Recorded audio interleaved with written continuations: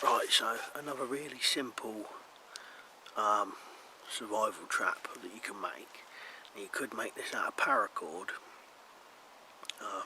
But I've done this out of paracord and an orange cordage so you can see it better. But you could definitely make this out of the outer casing of paracord and the inner strands. You can make this.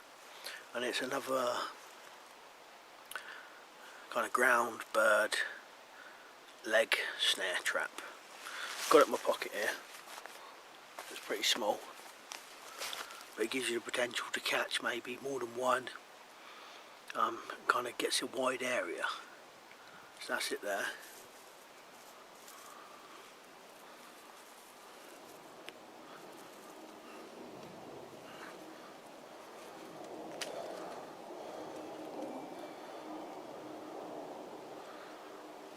Right, so I'll set it up and show you. Now, if you had more than one of these, it'd be better. It'd be better to do it in rows. But I'll set this one up and I'll show you. Like I said, I've done it in orange so you can see it better.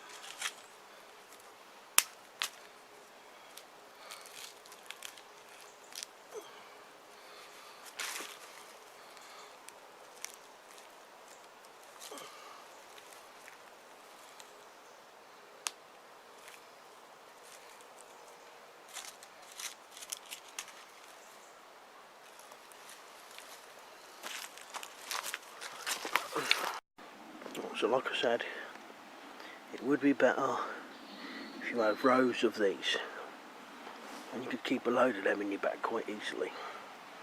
And all I've done with those pegs is I've just pushed the string a bit further down so the snares lay on the floor a bit better. Because if they're dangling, they'll just dangle straight down rather than flat. And what you would do then, put bait either side. If you had more rows, put bait between them.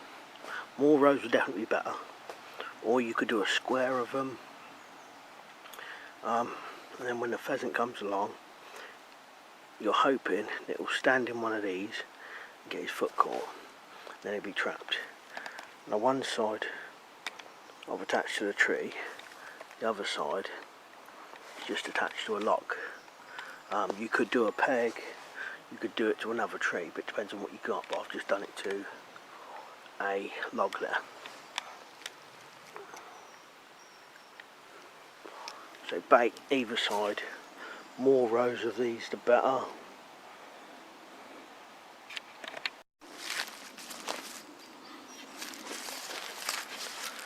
Just a slightly different take on a very old trap.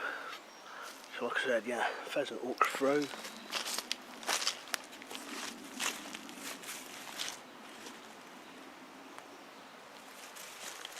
Gets his foot caught. Now, if there's a load of pheasants, you may even have the potential to catch more than one going through it. But the good thing with this is you've got more than one, you know, it's kind of one trap, but at the same time it's more than one trap. You've got the potential to catch, you know, more than one animal. You're probably not going to catch one on every snare. You've got the potential to catch maybe more than one. And like I said, especially if you've got rows of these, so a row, a row, a row, or a square, bait in between all of them, or bait in the middle, that's definitely an option for a survival trap, 100%. And like I said about the other one, it's not really a new technique, it's an old technique they used to use years ago.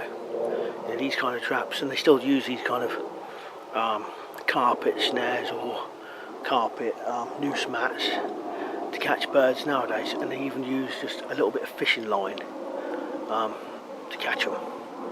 Right, anyway, cheers for watching, I'll see you later.